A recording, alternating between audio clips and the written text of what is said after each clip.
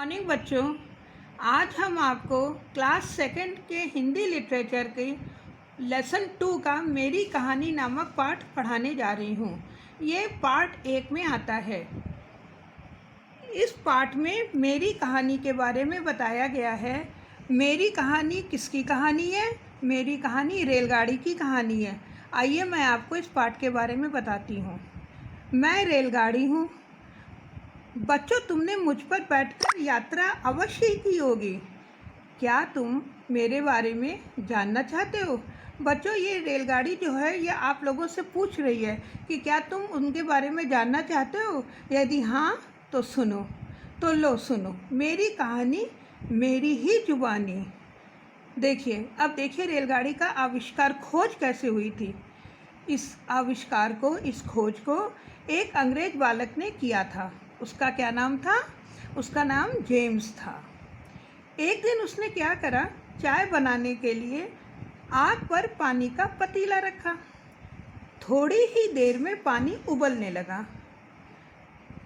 अब देखिए, जब पानी उबलने लगा तो भाप के जोर से पतीले का ढक्कन नीचे गिर गया, क्योंकि भाप में बहुत ताकत होती है।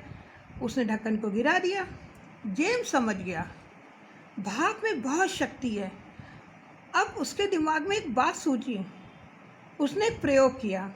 उसने एक डिब्बा लिया, उसमें पानी भर दिया और डिब्बे का ढक्कन टाका लगाकर अच्छी तरह बंद कर दिया। टाका मतलब जोड़ लगाकर।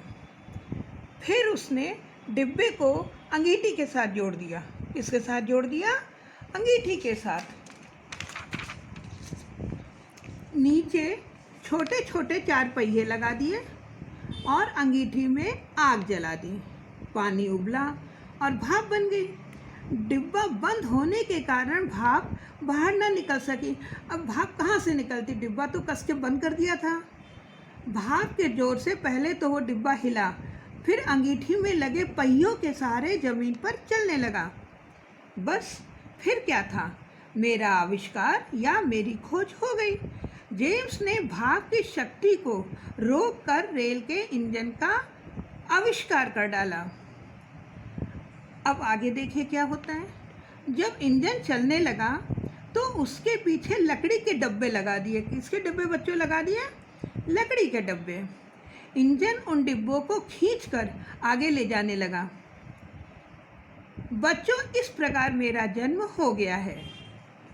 यह तो तुम भली प्रकार समझ ही गए होगे कि मैं पहले भाप से चलती थी। बच्चों, आपको पता है पहले ट्रेन किससे चलती थी? रेलगाड़ी किससे चलती थी?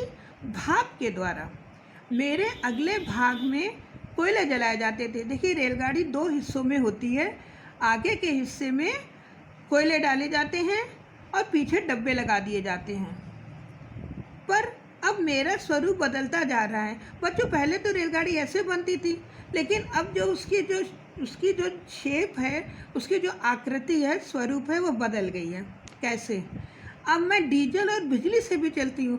भाई देखिए, पहले तो खाली कोयले से चलते थे, लेकिन अब तो डीजल और बिजली का भी प्रयोग होता है। बिजली से चलने के कारण मेरी गति भी बहुत बढ़ गई है, क्योंकि वो स्पीड ले लेता है, वो तेज़ी से चलता है। अब मैं कई बड़े शहरों में राजधानी और शताब्दी एक्सप्रेस के नाम से जानी जाती हूँ। किस नाम से जानी जाती हूँ? शताब्दी और राजधानी एक्सप्रेस। इसमें यात्रियों को खाने पीने की चीजें भी मिलती हैं। हर तरह से खाने पीने की चीजें ट्रेन में मिल जाती हैं। मेरे रूप और आकार में नित्य नए परिवर्तन आ रहे हैं। परिवर्तन कहते हैं बदलाव को। तो हमारा जो पहले रेलगाड़ी की जो बनावट थी, अब उससे थोड़ी सी अलग हो गई है। अब मेरे डिब्बों में बैठकर यात्रा करना बहुत आरामदायक हो गया है। आराम से आप बैठिए, आराम से एक शहर से दूसरे शहर जा सकते हैं। दिल्ली और कुछ अन्य शहरों में अब मेट्रो के रूप में भी चल रही हूँ। किसके रूप में? मेट्रो के रूप में। मेरा यह रूप बहुत अनोखा है। इसमें मैं जमीन से ऊपर और जमीन के नीचे भी दौड़ती हूँ। मैं और क्या करती है ये रेलगाड़ी? माल ढोने के काम भी आती हैं। मेरे इस रूप को मालगाड़ी कहते हैं। बच्चों, यही है मेरी आत्मकथा। देखिए, अभी हमने आपको इस पाठ के बारे में पूरा बताया। रेलगाड़ी कैसी होती है वो कैसे उसमें भाप बननी थी, फिर वो कैसे बिजली और डीजल से चलने लगी, और उसमें कितनी कितनी आरामदायक सुविधाएं मिलने लगी हैं। जो इस पाठ में अब आए कठिन शब्द हैं वो मैं आपको बताने जा रही हूँ। उन्हें आप अपनी कॉपियों में लिख लीजिएगा। कॉपियां आपकी फेयर कॉपी होनी चाहिए। देखिए, पहला कठिन शब्द है यात्रा, दूसरा है आविष्कार, तीसरा है गति, चौथा है परिवर्तन, पांचवा है आत्मकथा, छठा है आकार, सातवां है अवश्य, आठवां है शक्ति, नाइन्थ है नित्य और 10वां है आरामदायक। बच्चों, ये एक पेज में आप लिख लीजिएगा। इसके बाद नए पेज में आएगा शब्द अर्थ। ये आपकी पुस्तक में या किताब में लिखा हुआ है।